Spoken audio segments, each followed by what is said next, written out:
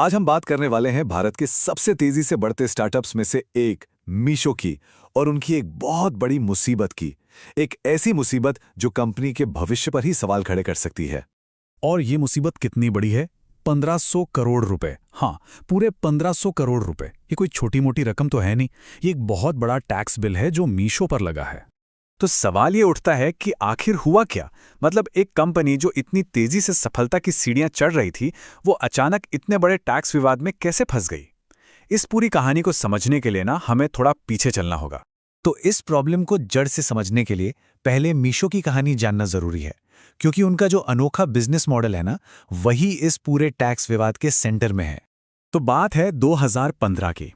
दो आईआईटी दिल्ली के ग्रेजुएट्स विदित आत्रे और संजीव बरनवाल एक आइडिया लेकर आए। नाम रखा मीशो, मतलब मेरी शॉप। और आइडिया भी उतना ही सिंपल और पावरफुल था, हर हिंदुस्तानी को अपना ऑनलाइन स्टोर खोलने की ताकत देना। देखिए, मीशो की कामयाबी का राज ही उनका बिजनेस मॉडल था। उन्होंने बड़े बड़े शहरों पर फोकस नहीं किया, बल्कि भारत के टियर 2 और टियर 3 शहरों पर दांव खेला। उन्होंने छोटे छोटे एंटरप्रेन्योर्स और खासकर घर चलाने वाली महिलाओं को अपना सामान ऑनलाइन बेचने का एक बहुत ही आसान प्लेटफॉर्म दिया। उन्होंने एक चीज को इंडिया में पॉपुलर कर दिया, सोशल कॉमर्स। अब इसका मतलब क्या है? सिंपल है।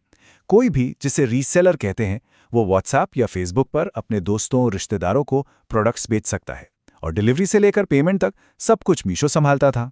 सच कहूं तो ये एक गेम चेंजर था। और इस मॉडल का नतीजा जबरदस्त रफ्तार।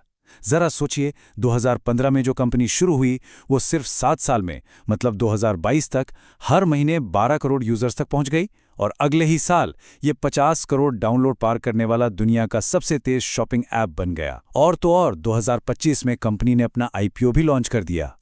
लेकिन कहते हैं ना, जब आप रॉकेट की रफ्तार से बढ़ते हैं तो चुनौतियां भी उतनी ही तेजी से सामने आती हैं। मीशो की इस जबरदस्त सफलता के साथ एक डार्क साइड भी सामने आया, और वो था फ्रॉड। सीधी सी बात है, जब आपके प्लेटफॉर्म पर करोड़ों लोग हों तो उसे धोखाधड़ी करने वालों और नकली सामान बेचने वालों से बचाना एक बहुत बड़ा सिरदर्द बन जाता है। और मीशो के लिए ये एक बड़ी और लगातार चलने वाली लड़ाई है। इस चुनौती का साइज कितना बड़ा है, ये आप इन आंकड़ों से समझिए। मीशो को अपने प्लेटफॉर्म से 42 लाख नकली लिस्टिंग्स हटानी पड़ी।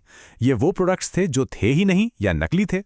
सिर्फ प्रोडक्ट से नहीं, उन लोगों पर भी एक्शन हुआ जो नियमों को तोड़ रहे थे।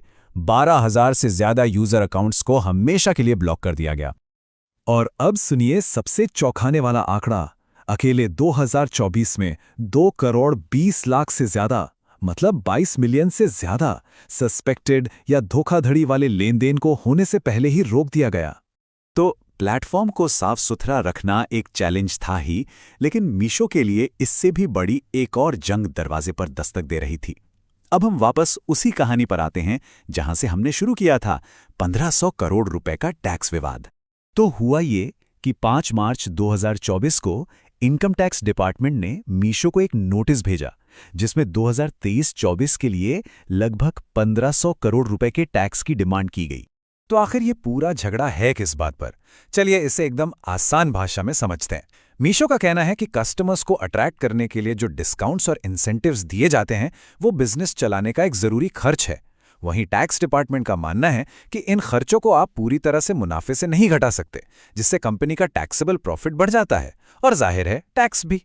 अब इस पर मीशो का ऑफिशियल स्टैंड क्या है? उन्होंने एक बयान में कहा कि कंपनी का मानना है कि उसके पास इसका विरोध करने के लिए पर्याप्त कानूनी और तथ्यात्मक आधार हैं, और वो अपने हितों की रक्षा के लिए जरूरी कदम उठा रही है। मतलब साफ है, वो इस डिमांड को कोर्ट में चैलेंज करेंगे। और एक बात जानना यहां बहुत जरूरी है कि ये पहली बार नहीं हो रहा है। इससे पिछले साल के लिए भी टैक्स डिपार्टमेंट ने ऐसी ही एक डिमांड की थी, जिस पर कर्नाटक हाई कोर्ट ने फिलहाल एक अंतरिम रोक लगा रखी है। मतलब ये एक लगातार चलने वाला मुद्दा है, जो इस केस को और भी ज्यादा जरूरी बना देता है। तो देखिए, ये सिर्फ मीशो की लड़ाई नहीं है। इस केस का असर पूरे भारतीय टेक इकोसिस्टम पर पड़ सकता है। समझते हैं कैसे।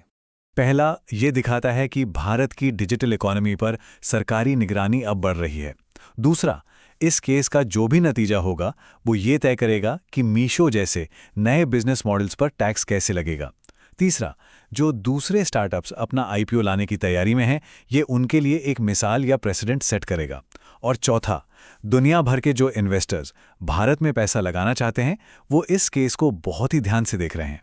तो आखिर में एक सवाल बचता है, जैसे जैसे भारत के ये स्टार्टअप्स बड़े हो रहे हैं, मैच्योर हो रहे हैं, बड़ी कंपनियों में बदल रहे हैं, क्या इस तरह के टैक्स विवाद और कानूनी जांच पड़ताल अब बिजनेस करने की एक नई कीमत बन गए हैं? ये एक ऐसा सवाल है जिसका जवाब शायद आने वाला वक्त ही देगा।